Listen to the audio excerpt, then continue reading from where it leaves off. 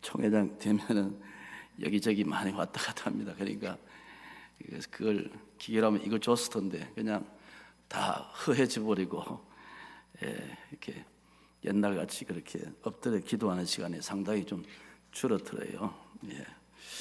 오늘 이렇게 우리 존경하는 광신대학 이사장님이시고 이 교회 담임 목사님은 제가 후배지만은 상당히 좋아하고 존경하는 목사님입니다. 늘 목사님 책을 보내주시는데 설교지 보면은 내용도 있고 짜임새도 있고 그렇게 해서 종종 보기도 하고 그랬습니다.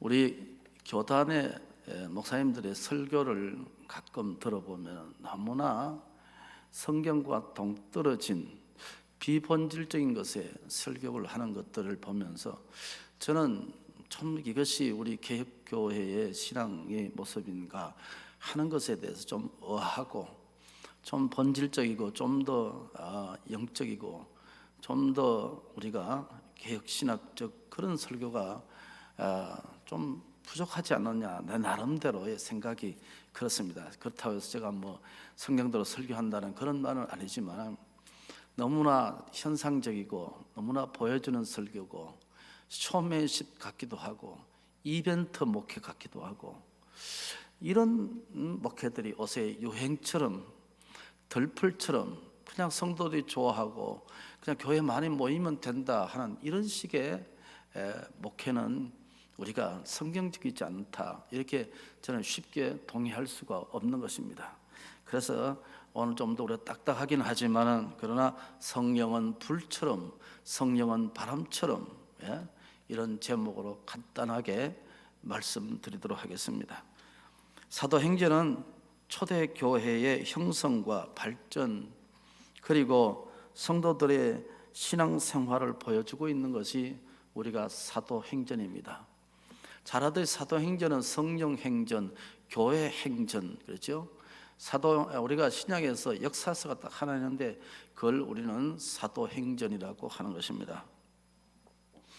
우리가 사도행전의 주 관심사는 예수님의 부활, 예수님의 성천 직후에 있었던 오순절 성령 강림과 또 성령 강림 이후로 인해서 초대교회가 어떻게 시작되었는가를 확연하게 보여주는 것이 우리는 사도행전이라고 하겠습니다. 사람들은 이 사도행전을 이렇게 이해하기를 좋아합니다. 사도행전을 두 가지 방법으로 나눈다고 하는데 첫째는 지리적 방법으로 나누는 방법이 있습니다. 그걸 우리 지리적 방법. 두 번째는 사도행전을 인물 중심으로 나누는 방법이 있습니다. 예를 든다면 지리적 구조는 무엇입니까? 예루살렘에서부터 사도행전 1장에서 8장까지죠. 그 다음에 9장부터는 11장은 사마리아 전도 이렇게 나가고 12장부터 마지막까지는 땅끝까지 이르러 내 정인이 되라 이렇게 쉽게 구분을 하고 있습니다. 우리가 인물 중심으로 사도행전을 구분한다면 여러분 잘 아듯이 1장에서 12장까지는 베드로 중심 13장부터 마지막 장까지는 바울 중심 이렇게 인물 중심으로도 우리가 사도행전을 구분할 수가 있죠. 그러면 오늘 2장에 기록된 사건은 그때 무엇이 일어났는가 팩트보다도 그때 무엇이 역사 속에 일어나는가 하는 그 사건보다도 무엇이라고 진술해야 하느냐는 미닝 의미가 더 중요한 것이 저는 사도행전이라고 생각합니다. 그때 그 사건이 성령을 통해서 리이넥트먼트 재현되는 것, 오늘 우리 시대의 성령을 통해서 내 가슴 속에 다시 눈물을 주고 가슴을 뛰게 만들고 하나님 앞에 다시 무릎 꿇게 만드는 그것이 무엇이냐 하는 것, 그때 그 사건 팩트도 중요하지만 그 팩트의 근거에서 오늘 다시 한번 내 가슴을 뒤집어서 역사되게 하는 그 미닝, 이것이 저는 사도행전이다 그렇게 생각해 봅니다. 우리는 하나님의 은사와 축복은 반드시 준비가 필요합니다. 여러분, 은혜는 그냥 그렇게 준비 없이 은혜 받는 것은 진짜일 수가 없는 것입니다. 세상에 귀한 것도 다 준비가 필요하듯이 하나님의 고귀한 은사는 더더욱 우리가 많은 준비가 필요하다는 것입니다. 여러분, 오늘 우리가 이 사도행전에서 120명의 성도들이 열흘이 넘도록 기도로 준비했었습니다. 그러면 영적으로 준비된 그들에게 성령이 바람같이 임했습니다. 그냥 아무런 준비 없는데 불같이 성령이 바람같이 임하지는 않았습니다. 1절에서 13절까지 묘사된 것은 우리에게 시각적인 효과를 극대화해 주고 있는 모습을 보여주고 있습니다. 예를 들어서 이런 말이죠. 성도들이 한 곳에 모인 상황, 그런데 바람 같은 소리가 온 집안을 채우고 있는 사실적인 모습을 기록하고 있는 거죠. 우리가 성경의 구절 혹은 절과 절 사이를 쉽게 말해서 행간이라고 말하는데, 행간 속에 하나님이 사실적인 표현을 얼마든지 우리가 영감을 받을 수 있도록 성경이 기록됐다는 말씀입니다. 그리고 모인 각 사람에게 불의 혀같이 갈라져 나타나고, 다른 사람들이 자들이 말하는데 다른 방언으로 말하기 시작하는 이 장면들은 소위 말해서 극적인 이미지를 우리에게 보여주고 있다고 하겠습니다. 성령이 임하니까 이와 같이 변화가 나타나고 달라진 모습들이 나타나고 언어가 변화된 모습을 나타나고 주고 있습니다. 이 사도행전을 기록하면서 의사인 누가는 자기의 직업을 동원해서 청각적인 그리고 시각적인 이미지와 그리고 언어를 사용하여서 우리가 성령을 아주 다각적으로 스펙트럴하게 연결하고 이해할 수 있도록 청각과 시각과 이미지를 통해서 언어를 사용하여서 오순절 성령 강림을 생생하게 표현하고 있는 것이 우리가 사도행전 2장 1절에서 13절 말씀이라고 하겠습니다. 여러분, 성령은 오늘 이렇게 말씀했습니다. 다 설명할 수 없습니다. 성령은 하늘로부터, 우리가 영어에서 캄프람이라고 합니다. 캄프람은 뭐냐면 출처를 나타내는 거죠. 어디서부터 왔다. I came from South Korea.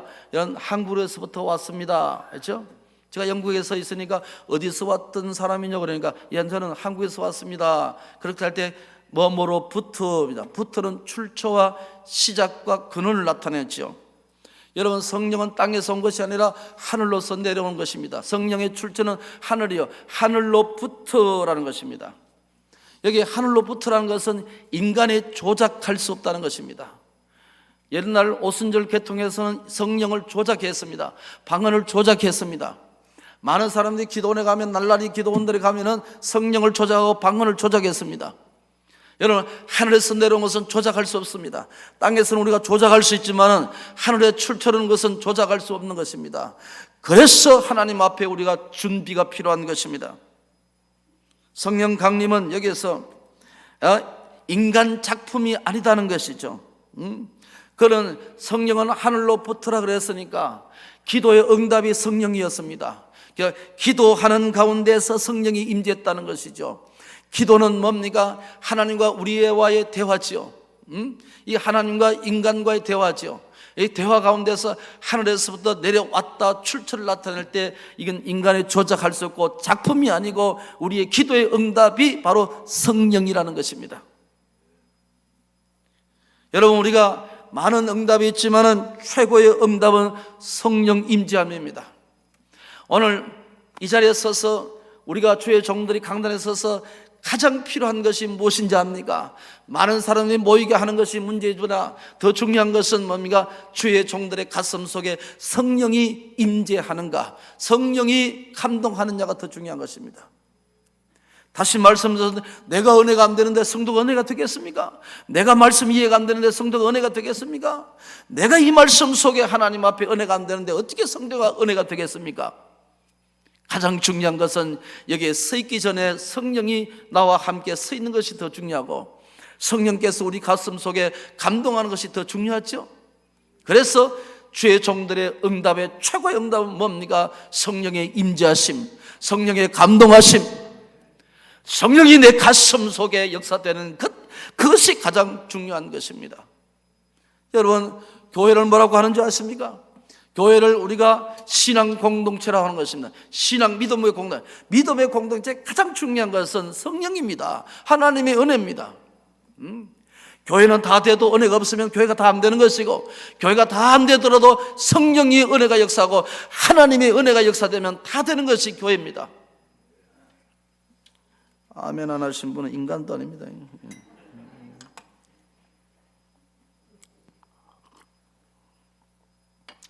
이렇게 말씀했습니다.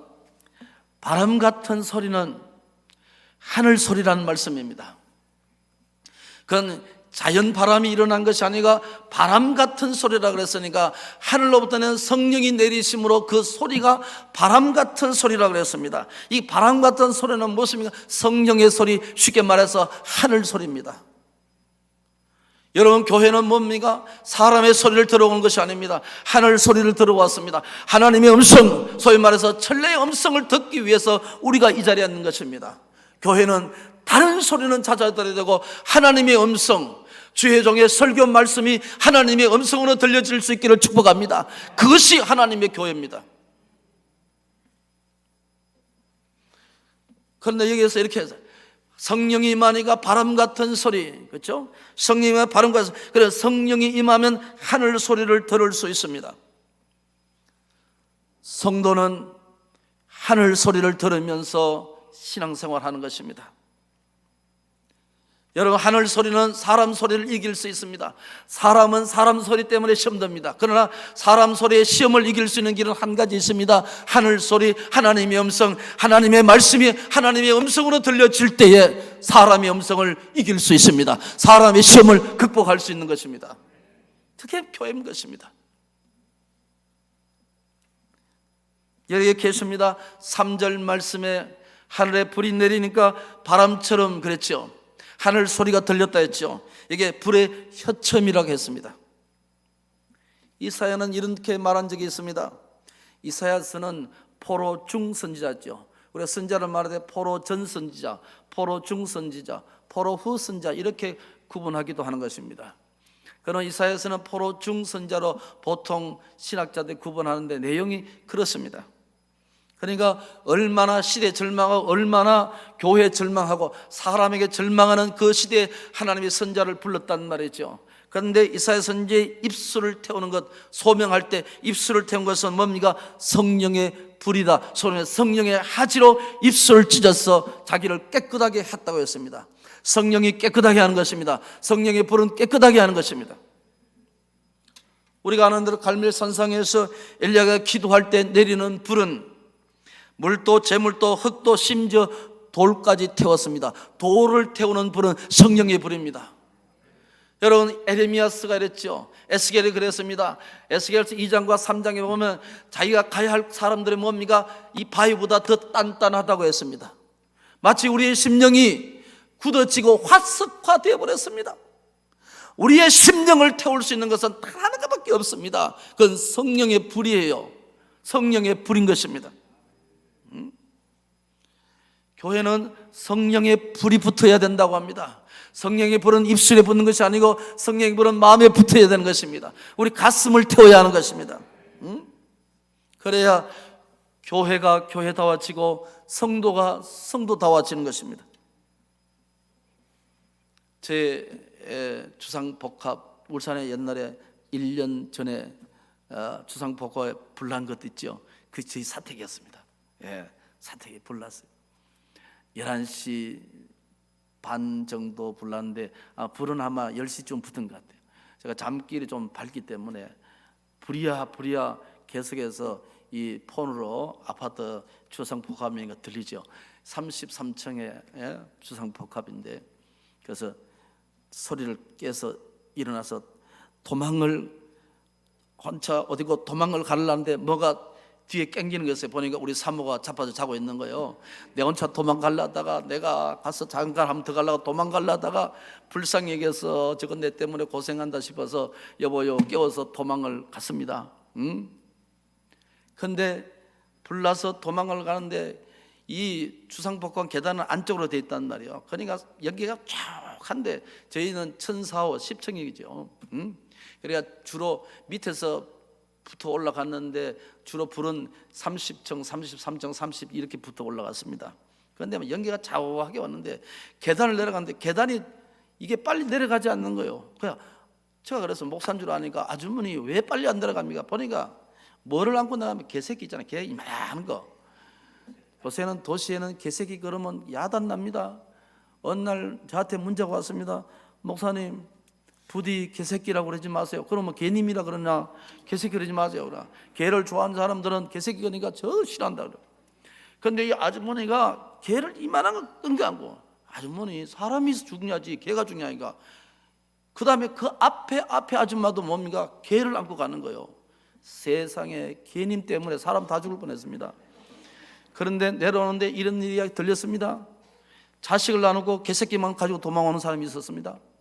세상에 개가 얼마나 중요하면. 그래서 다시 올라와서 자기 알을 데리고 내려왔답니다. 개 키우지 마세요. 근데 말이죠, 불이 붙어가지고 나오니까 울산 시민들이 불 붙은 데 사람들 팍 둘러싸여서 사람들이 불궁해가고 있는 거예요. 사람들이 얼마나 모여드는지. 불이 붙으니까 사람들이 모여들기 시작해요. 교회는 뜨거우면 사람이 모여듭니다. 교회에 불 붙으면 사람이 됩니다. 입에 불 붙는 것이 아니고 가슴에 불 붙고 성령에 불이 붙으면 사람들이 모여 붙습니다. 이게 무엇이 있는가? 그러니까 하루 종일 불이 붙었잖아요. 하루 종일 사람들이 모여들어서 인산리를 이루면서 그 헬리콥터 뜨가 불 끄는 모습을 보고 있었습니다. 성령이 임한 대상은 어떤 것을, 성령이 임한 대상은 그곳에, 여러분 그곳에 모였다는 것을 뭡니까? 교회라고 하지 않습니까? 교회는 모인 곳에 불이 있어야 되고, 교회에 모인 곳에는 하나님의 음성, 하늘 소리가 들려져야 된다고 생각합니다. 이렇게 말씀합니다. 1절에 저희가 다 같이, 2절에 보니까 온 집에 가득하여, 3절에 각 사람 위에, 4절에 저희가 다 성령의 임재의 대상이었다고 했습니다. 모인 곳에 모든 사람들이 다 성령의 은혜를 받았습니다. 그런데 여기에 보십시오. 성령의 목적이 있습니다. 뭐든지 하나님 주신 것은 목적이 있습니다. 성령이 왜 충만했냐, 성령이 왜 임했느냐 하는 거죠. 그게 가장 중요한 것은 사명 감당하도록 흩어져서 하나님 앞에 복음을 전하기 위해서 하나님이 성령 주셨습니다. 오늘날 성령은 뭡니까? 사유화해버립니다. 자기 개인화해버립니다. 성령을 내면화시킵니다. 자기가 간직하는 것으로 성령 주신 목적이라고 생각합니다. 아닙니다. 하나님의 교회 와서 은혜 받으면 하나님의 교회 헌신하고 주신 것입니다. 성령 주시면 자기 가정을 전도하라고 주신 것이고, 생명 다해서 하나님의 은혜를 갚으라고 하나님 주신 것입니다. 그런데 그것을 뭡니까? 사유화하고 개인화시키고 자기 속에 내면화가지고 자기가 간직하는 것으로, 여러분 은혜는 해빙이 아닙니다. 간직하며 하는 것입니다. 전하는 것이고 증거하고 입술로 전하는 것입니다. 이게 성령 주신 목적이에요. 은혜 많이 받았습니다. 포화, 그 다음에 뭐냐 이거죠. 은혜 받으면 어떻게 해야 돼? 그 다음부터는 은혜 주신 하나님의 목적이 있습니다. 성도들이 그렇게 해요. 물질에 복 받았습니다 그랬죠. 물질에 하나님이 왜 복 받았습니까? 물질을 통해서 하나님이 전도와 선교로 주신 목적 아니겠습니까? 여러분, 누가복음 4장 10절, 예수님도 사도행 7장의 스데반도 사도들이 말씀 선포할 때, 그죠? 받은 은혜를 말씀 선포할 때 성령으로 충만하고 그 집에 충만하게 되고 성령이 계속해서 확산되어 나간 모습을 볼 수가 있습니다. 그러면 그때 나타난 오순절 사건은 오늘 우리에게 주시는 메시지가 무엇이냐, 미닝이 무엇이냐, 무슨 뜻이냐, 그것을 간단하게 몇 가지 말씀드립니다. 첫째는 뭡니까? 오순절 성령 강림은 하나님 백성이냐 진짜냐 아니냐를 규정짓는 잣대가 된다고 생각합니다. 여러분, 이는 혈통이나 인종과는 상관이 없습니다. 성령이 임하는 곳에 하나님 백성이 있고 하나님의 백성이 있는 곳에 성령이 반드시 있었습니다. 그러므로 오순절 성령의 임재의 경험은 성도들에게 반복이 돼야 됩니다. 반복이. 그러면 사도행전 2장에서 오순절 성령 강림은 오늘 지금도 우리가 사는 삶의 현장에서 오늘 우리가 섬기는 하나님의 교회도 계속해서 성령의 역사가 계속해서 일어나야 하는 것이죠.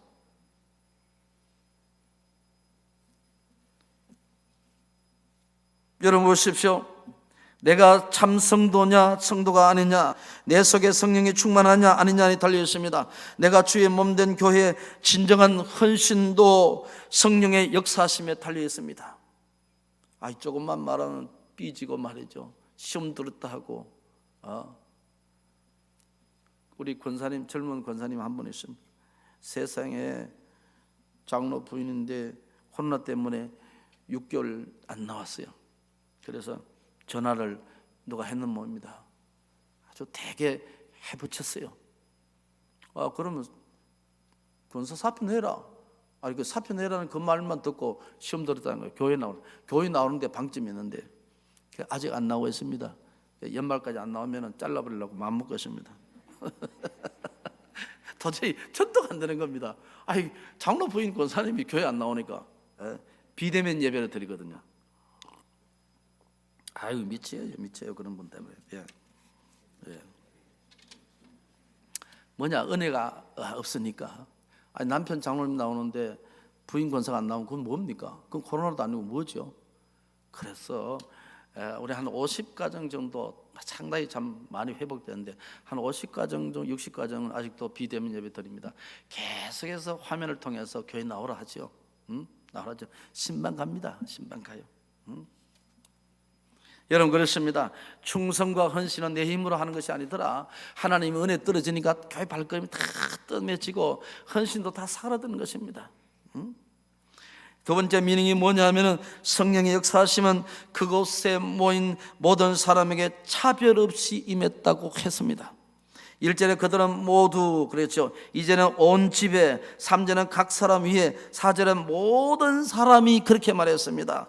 여러분 이 단어를 통해서 성령이 모든 사람에게 차별 없이 임했다는 것이죠. 위의 단어들은 모든 사람이 성령을 받았다는 사실을 강조하는 단어죠. 여러분 교회 오면 은혜 받아야 됩니다. 교회는 받으러 오는 것입니다. 우리가 착각하는 것이 있습니다.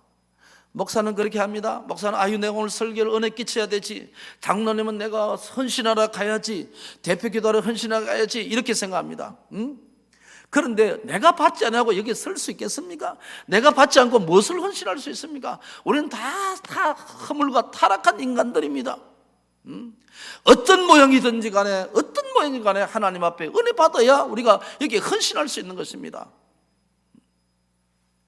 글쎄 어떻게 생각하시는지 모르지만 저희 교회는 장로님들 새벽기도 안 나오면 여기 대표기도 못 하십니다. 대표기도 못 하십니다. 장로님 내려오세요. 그런 적이 있습니다. 장로님 내려간 적도 있고 그랬습니다. 3분 이상 기도하면은 다음 당회 때 장로님 지난 주일 기도가 4분 되던데 장로님 그럼 교인들 다 졸며 잘세 곤란합니다. 그리고 얼굴이 벌개지죠. 그러나 마나 우리가 딱 한 번만 안 지키는 사람이 있습니다. 국민의힘 원내대표가 우리 교회 장로신데 김기현 장로, 그분 빼놓고는 서울에 있으니까 주일만 내려오죠. 그리고 다 자기 기도 다 하는 주일은 새벽기도 계속해서 나와서 한 주간 준비하고 장로님들의 기도에 은혜 받습니다. 은혜 받아요. 성도는 이렇게 생각합니다. 목사의 설교는 은혜 받는 생각하는데 아니에요. 장로님의 기도에 은혜 받으셔야 됩니다. 우리 청해부에 존경하는 장로님 새벽기도 나오시는지 모르겠는데 장로님 새벽기도 안 나오고 기도하시면 제가 감사부장 떨어냅니다. 그렇게 장로님들 기도하는데 은혜를 받으세요. 첫째는 짧아서 좋고, 저는 한 주간 준비해서 기도가 되고, 저는 성가대 지휘자까지 새벽기도를 요구합니다. 우리는 1부, 2부, 3부, 4부는 청년부고 저녁예배, 수요일까지 성가대 하는데 다 새벽기도 요청합니다.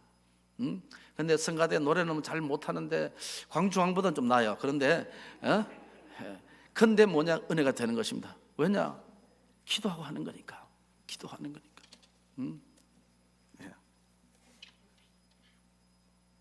우리 사돈이 광주왕교 목사님이십니다. 여기 앉아 계십니다. 예. 요 말하면 제일 스트레스 받는 분이 우리 사돈 광주왕교 한기성 목사님입니다. 예.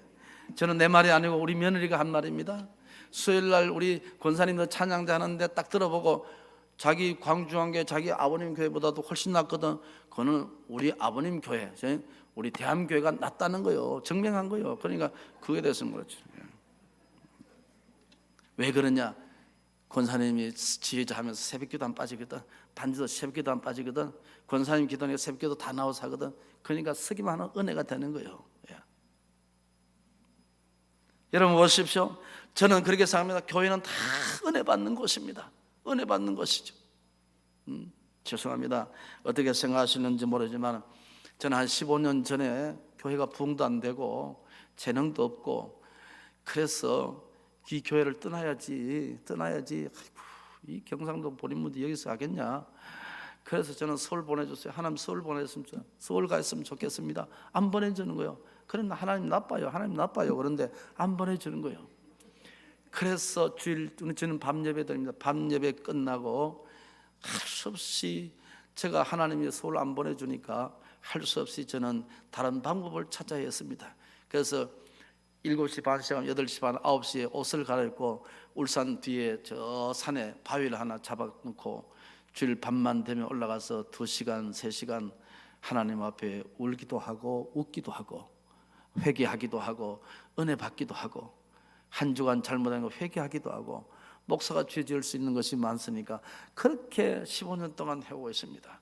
그러니까 해외 나가지 않는 한은 특별히 주일 밤만 되면 한 2-3시간 확 올라갔다가 내려오는 시간 빼고 나면 겨울에는 한 2시간 있으면 온몸이 쫙 얼어옵니다. 그래서 온몸에 펫을 다 두르고 그리고 여기 무릎까지도 핫펫을 두르고 앉아서 비닐을 뒤집어 쓰고 하면 따뜻하긴 따뜻해요. 내려오다 뭐 눈에 넘어지기도 하고 미끄러지기도 하고 그래요. 그런 가운데서 하나님이 은혜가 되고 교회가 부흥이 되고 10배 이상 부흥되고 하나님과 그렇게 하시더라고. 권사님들이 오직 말이 막 짜자자자요. 막 씹으리고 막 그러잖아요. 예? 그런데 주의 종이 기도하니까 입이 닫혀지고, 장로님들이 말을 하는데 입이 닫혀지고, 여러분 하지 말란다 안 하십니까? 아니잖아요. 하나님 앞에 기도하니까 하나님이 입을 닫아주시고 열자를 여시고 부흥하게 하시고 하나님이 하게 하시는 역사고. 글쎄요, 제가 총회장 되려고 많은 기도를 안 했다고 하면 거짓말했죠. 그러나 그것도 역시 저는 15년 산기도의 결과물이라고 생각합니다.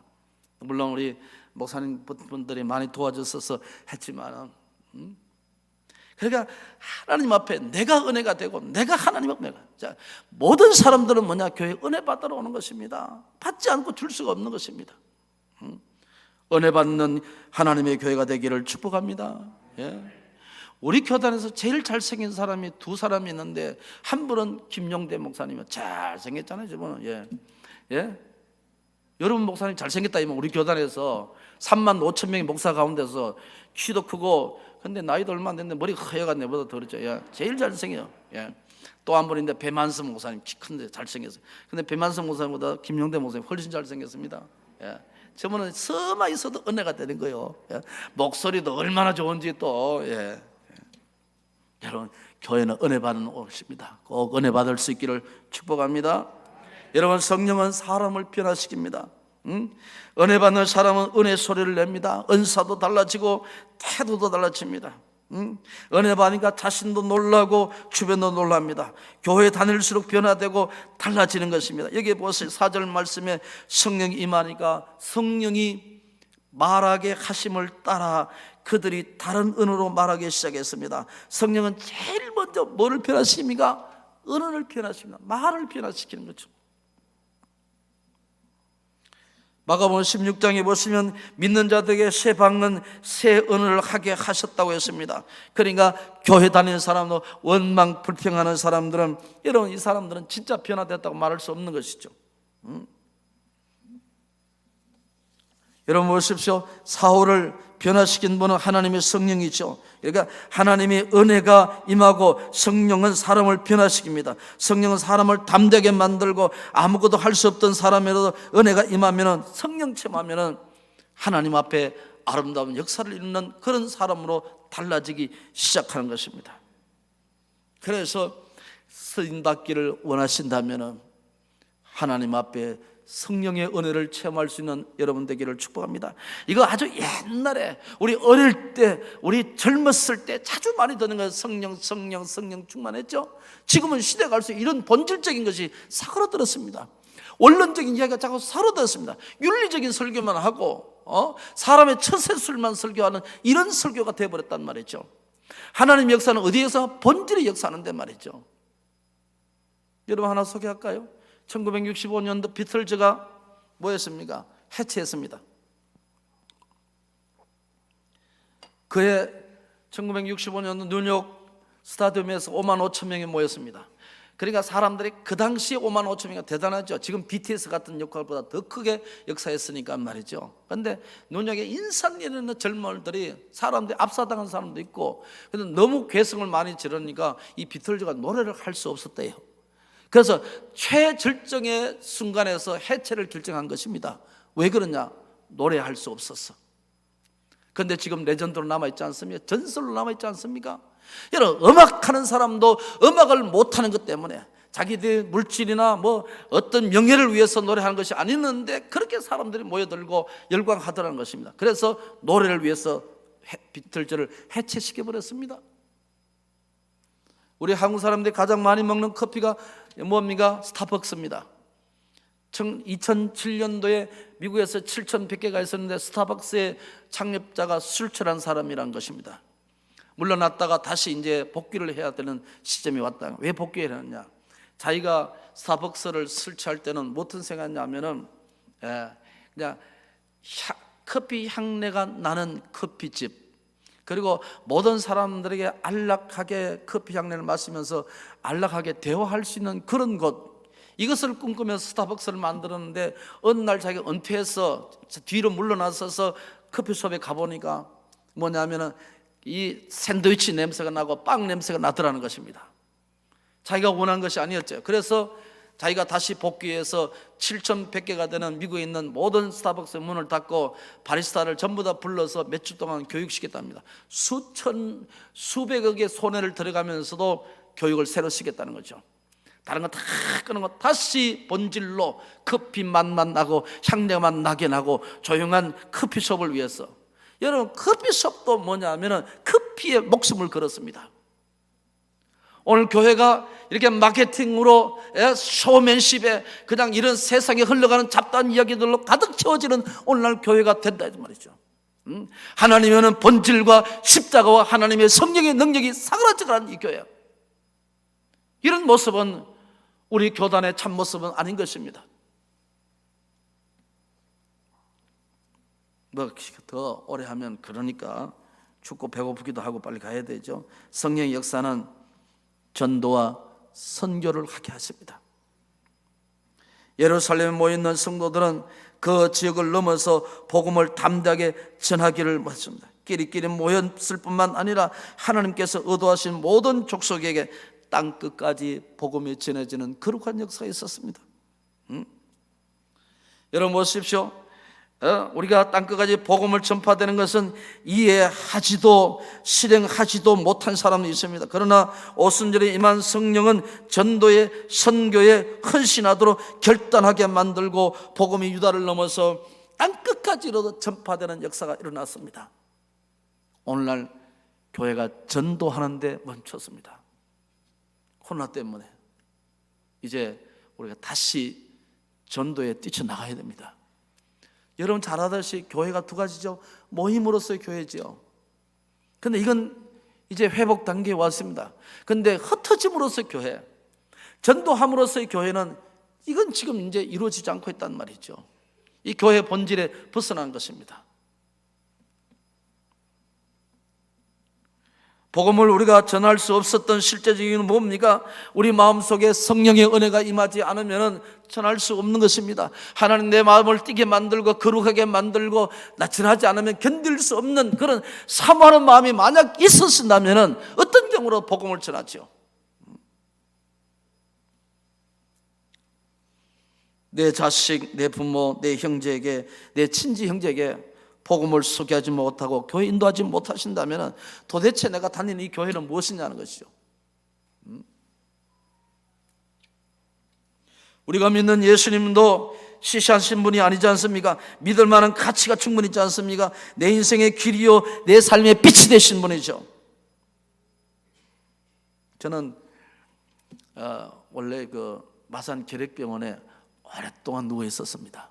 마산 결핵병원에. 그렇죠? 군대 만기 제대를 못하고 해병대에 있다가 특수훈련하다가 갑자기 후송받아 갔는데 중환병이 걸려서 마산 결핵병원에서 9개월 있었습니다.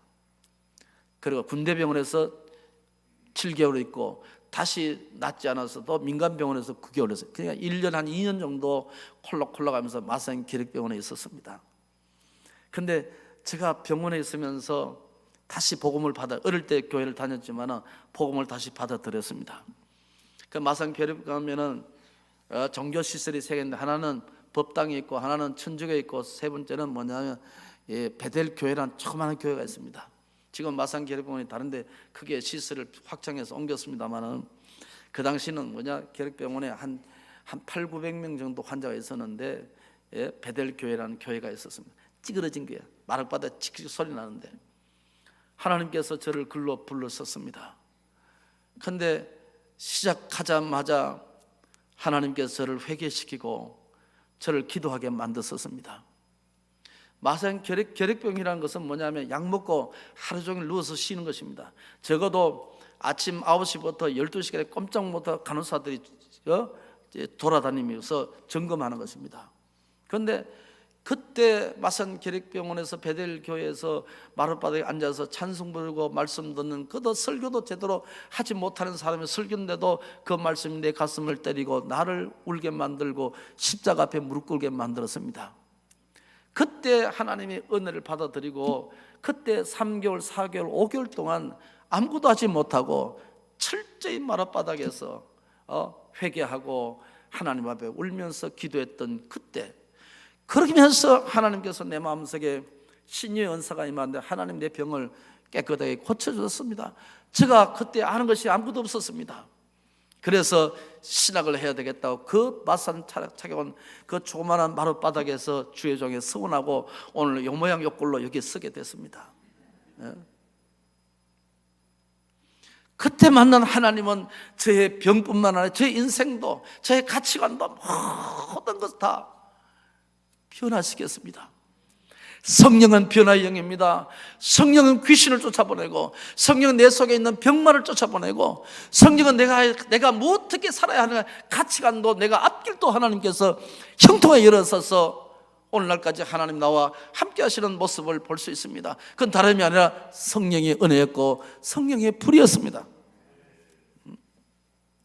내 삶의 방향도 내 갈등도 내 인생도 말끔히 씻어주고 지나간 상처도 내 속에 있는 눈물도 다시 기쁨으로 환원시켜주는 이런 놀라운 역사가 바로 기도를 통해서 바람같이 많은 불같이 많은 성령을 통해서 저는 생생하게 체험했습니다.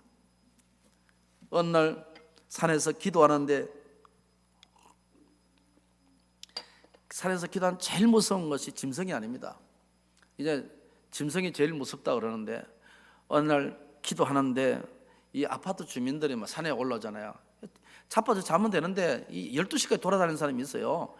그런데 막 이렇게 기도하는데 뭐가 부실부실 나. 아이고 나 기도 안 돼서 이 눈 뜨니까 지나가면서 상욕을 하잖아요. 미친놈 새끼가 여기서 뭐 한다고 말하냐 그러니까. 나도 따라서 미친놈이라 그래버렸죠. 그날 기도가 다 망쳐버렸습니다. 예.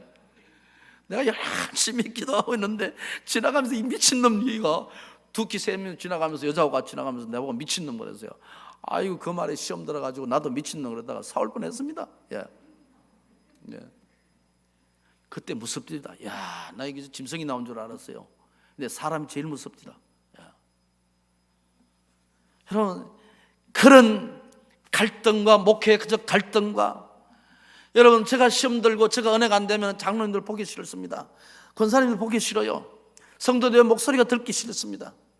근데 하나님 앞에 회개하고 하나님 앞에 영혼을 사랑하게 해달라고 기도하고 난 후면은 그렇게 보기 좋고 그렇게 하나님의 교회가 달라진 모습이고 부흥되는 모습에서 하나님 앞에 보람을 느끼는 것이죠.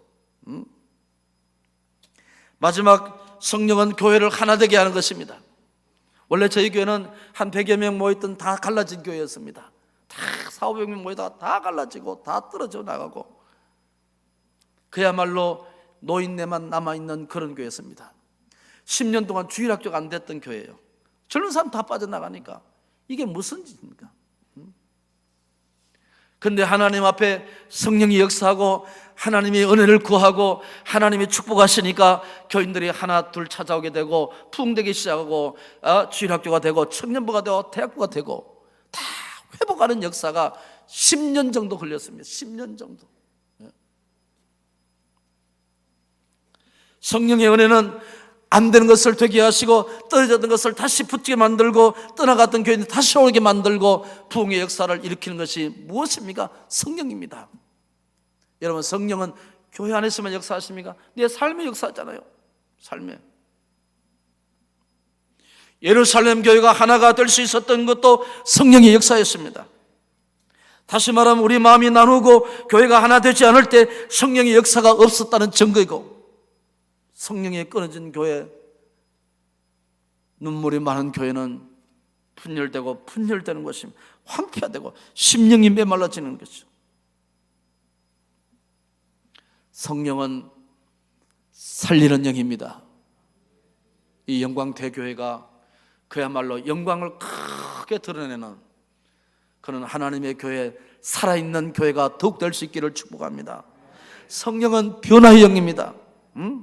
예수 믿으면 변화다. 누구든지 이 교회에 들어오시면 진리 대신 예수님 만나고 성령 받아서 하나님 앞에 크게 달라지는 축복의 사람 될 수 있기를 축복합니다. 성령은 증거의 영입니다. 지금도 전하면 됩니다. 지금도 전도하면 되는 것입니다. 나가면 있고 나가지 않으면 없습니다.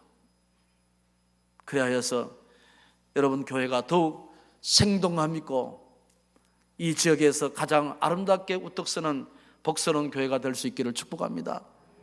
전라남도 같으면 영광대교회, 목사님 제일 잘생겼는데 교회도 제일 아름다운 교회 될 수 있기를 축복합니다. 1만 2천 교회예요, 우리 교단이. 근데 한 1,500교회가 날아가 버렸습니다. 코로나 때문에. 200만, 300만 성도인데 240만 밖에 안 됩니다. 60만이 떠나가 버렸습니다. 다시 회복해야 됩니다. 여러분도 100% 회복된다는 보장 없습니다. 저희들도 한 80% 이상 정도 나오는데 상당히 많이 나오죠. 그런데 제가 볼 때는 한 10% 이상, 15%는 떨어질 것 같아요. 이게 코로나 영향입니다. 다시 회복해야 됩니다. 그래서 제가 총회장 되고 제일 먼저 하는 것이 뭡니까? 은혜로운 동행 기도회. 그래서 전국의 163개 노회가 전국에 이제 12월 1월 달부터 전국에서 뭐냐면 기도 운동이 막 일어날 것입니다. 여러분의 노회도 여러분의 교회도 기도의 운동의 진원지가 되었어서 교회를 살리고 여러분 변화되고 다시 한번 축복의 역사를 경험하는 아름다운 교회가 되기를 예수의 이름으로 축복합니다. 기도하겠습니다. 하나님 아버지, 주의 은혜와 사랑을 진심으로 감사합니다. 우리 존경하는 목사님께서 심무하시는 교회 하나님 말씀 전할 수 있도록 은혜 주신 것 감사합니다. 아름답고 영광스러운 하나님의 교회, 더욱 성신의 은혜가 충만하게 하시고 주의 역사가 계속되는 교회가 되게 하시고 생명을 살리는 교회가 되게 하시고 누구든지 이 교회에 와서 주님 만나고 하나님의 음성 듣고 성령의 불을 체험하는 복스러운 교회가 되게 하옵소서. 헌신하시는 우리 장로님들 축복하시고 모든 재직들 위해 한량없는 주의 은총과 은혜가 풍성케 하여 주실 줄로 믿습니다. 예수님의 이름으로 기도하옵나이다. 아멘. 감사합니다.